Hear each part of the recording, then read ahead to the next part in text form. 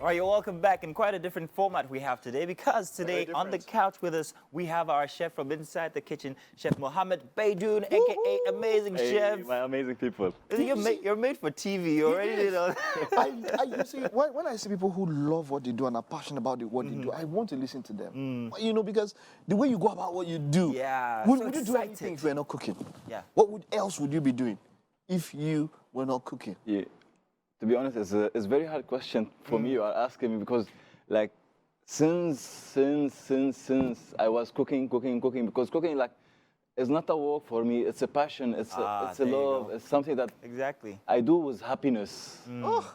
So when did you discover Nigerian food? Because you're from Lebanon, yeah? Yes. You're Lebanese, and Lebanese food is fantastic. In fact, people leave Nigeria just to go there, just to eat and then come back. That's what the tourism agencies here in Nigeria put forward as the big deal if you're going to go to Lebanon for maybe like a week, the food. But then you discovered Nigerian food. Why? How? Where? When? Tell us that story. Yes. You know, in 2018, I came to Nigeria. I have a job employment. So from there, and we move forward. That, to be honest with you, my first experience, like, it was a street food in Nigeria, and it was very bad experience. I had food poisoning, but from there, I take it and I go forward with it, that I need to take the hospitality industry in Nigeria to another level. Because when I visit the market, when I see all this food, you know, like, I crave for this food, so I approach this street food and I eat it. But I say, like, it's not going to be done here. My journey is not done here. So we need to push forward to bring the industry more higher and higher. Breed. How do you come and you have a passion for Nigeria? For Nigerian food, I'm exactly. trying to understand. You suffered a case of food poisoning, and then you decided.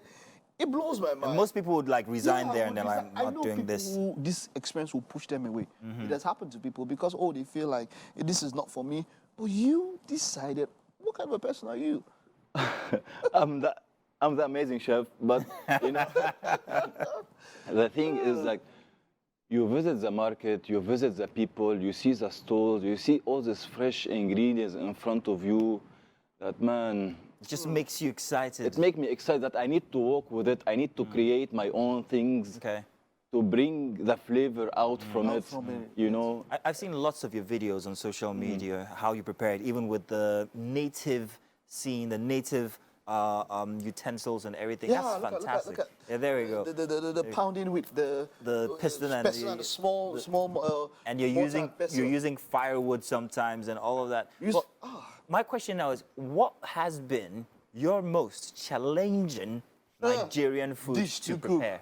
The issue. Yes. Why? How?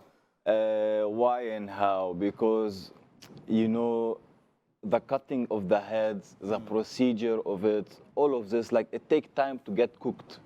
This is the most challenging, but the challenging, like, is hard to get it. There is nothing that hard to get it till you want it to get done. It's fulfillment at the end. You see, how did you learn? Did you go to someone to teach you? How did you learn to cook Nigerian dishes? Okay, so I learned as we go to a lot of Owambe on Saturdays. Oh, yes. Okay. Welcome.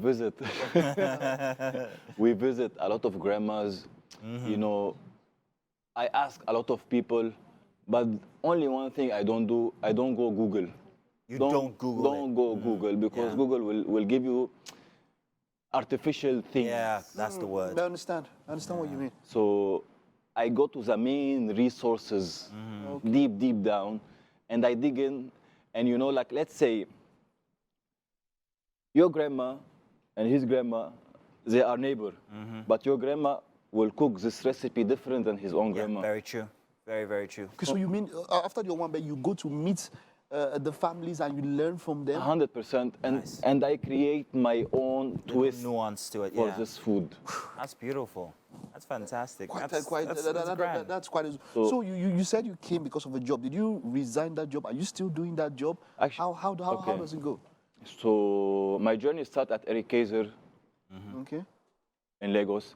I opened Eric Kaiser VI and I opened Eric Kaiser V Ikoyi, and then I moved out to WBA. We did the first renovation, second renovation, third renovation. We did Jay's Diner, and then I consult for them for Brisk Lagos as well. It's a brunch breakfast kind of Okay, so things. apart from the cooking, you don't do it. And as well- It's full time.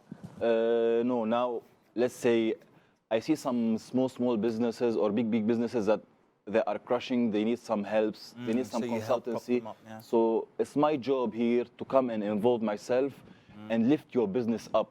That's very interesting because if you're the one Amazing. lifting up Nigerian businesses that Amazing. have to do with Nigerian foods, how are the local chefs taking it that this guy from Lebanon Yeah, how is do coming you relate? to? How is You know, is there any always- conflict? There is always challenge. In every country there is challenge. So you cannot like say it like Nigerian and Lebanese. Everywhere this will happen.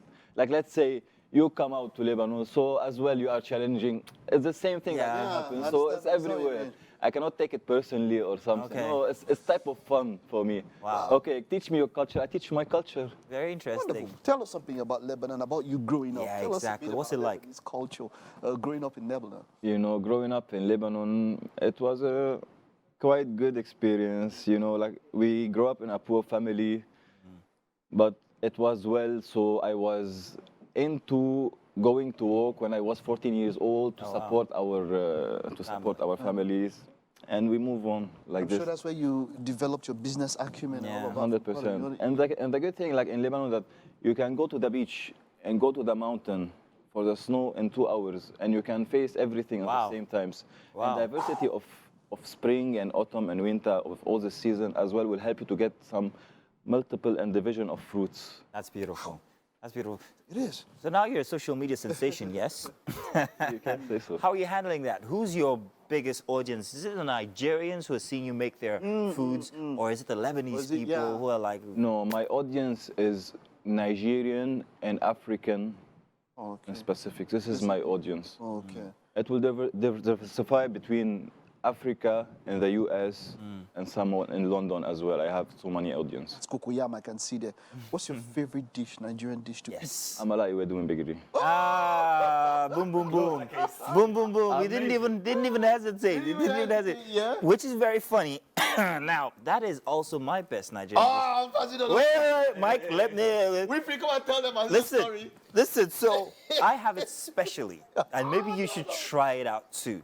I have amala gbegiri and ewedu. I have the innards, maybe a bit of tripe here, a bit of roundabout, you know what we'll call Yeah, roundabout, yeah. And the final- liver, Pomo. and then the final one, the biggest part of this, which everybody should try. Have it all in the same plate with an egg. What's that? Even you? How dare you? No, I never heard about it. Try it out.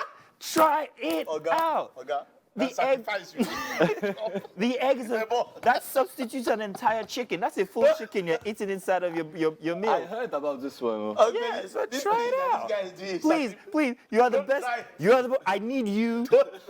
I need you. I need you to propagate. I need you to push this out there. I need to say something. Let people know Watching about him this. eat it is trauma on its own. No. It's a beautiful combination, and I love it. I came up with it by myself, and How you came out to this? How Well- the egg came out to your plate? You don't want to be egg and soups here. When you're one thing in Nigeria, like when we're done with the soup, like it's the bottom pot and we're done with all the meat, and there's nothing left, and it's the final soup. I say, what do I get? But we boil egg, throw it. So that's what some people do with soup. exactly. That's Egusi it. and all that. So it's the final. So when you're Yeah. done with all the meat, The final and result. the last part of the soup, and throw one egg inside. Yeah. And I'm sure that's how So it that is. no, you are correct. So I had no more protein in my soup, and there was still amala and still gbegiri and ewedu. What to do? Boil an egg. Ooh, it tasted nice. You know what? Let's just make it a mainstay.